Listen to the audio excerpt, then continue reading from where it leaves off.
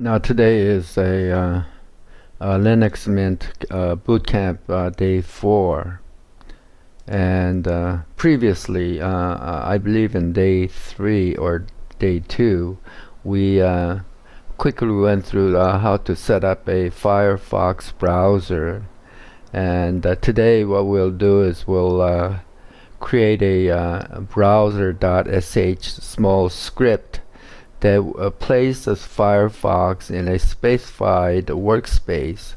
So right now I have 6 workspaces, and I'm actually recording from workspace 5 here, but we're gonna specify so Firefox browser only installs in workspace 1.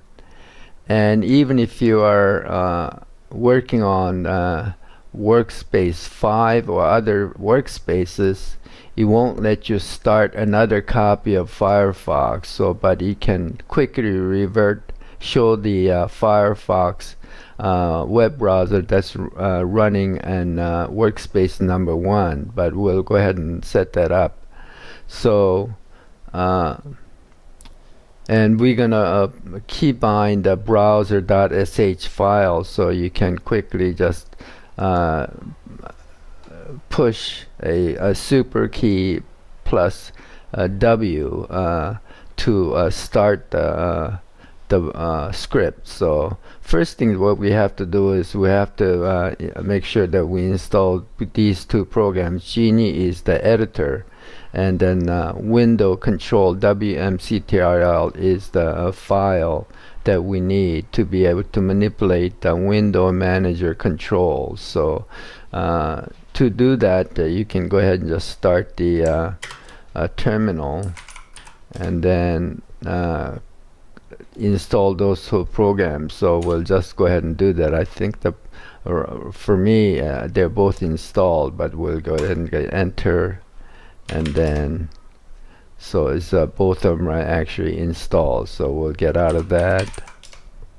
So once you do that, next is go ahead and start up the terminal, and then we'll just start up the terminal here like this. And then next thing we want to do is go ahead and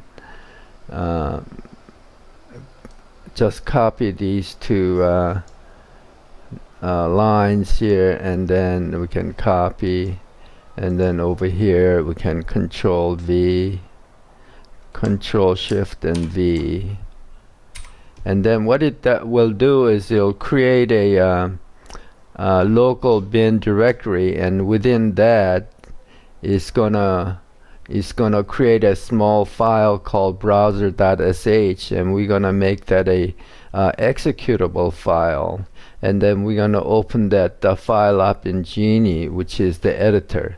So go ahead and do all that, but prior to that we'll go ahead and take a look at this folder. So .local folder. So we're gonna just quickly look at the this is the Nemo file manager. We're gonna do control H, so we can look at local folder. So right now there's 2 folders, but it doesn't but we're gonna create a bin folder. So here's a bin folder. So we'll just go ahead and enter this command in the terminal, and then it's created the bin folder, and within it there is a browser.sh file that's actually in there. So we'll just make it slightly easier for you to see. So, and then we're gonna go ahead and hide it. So that, and then right now it's opened up in Geany. So on your screen it won't have the dark background screen, but you should have opened the browser.sh. So I'm gonna cheat here, and then I'm gonna browser.sh. We're gonna copy these lines here. So we're gonna drag it with a mouse, and then we're gonna copy it, and then go back to browser.sh, and then we're gonna paste it.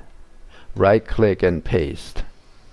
So now we can take a brief look at wmctrl window control file application. So what we can do is wmctrl and help, and then we're gonna enlarge it. So this help option will be using, so -x here is switch to specify a desktop. So we'll take a look at the geany again.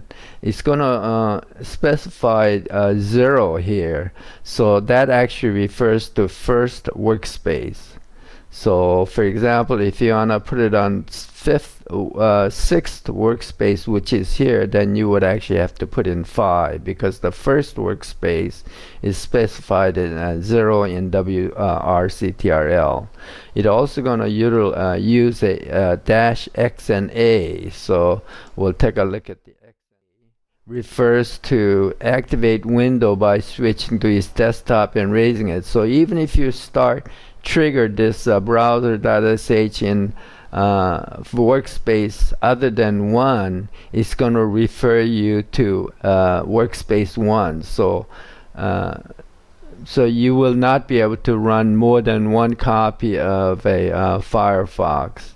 So, and includes the WM class. So that has to do with the proper name of this here. So you have to use, if you don't know this, usually most programs you can just use the name of the program with a capital, for example Firefox and F. But if that doesn't work, you have to use what's called the xprop command to be able to find a specific name.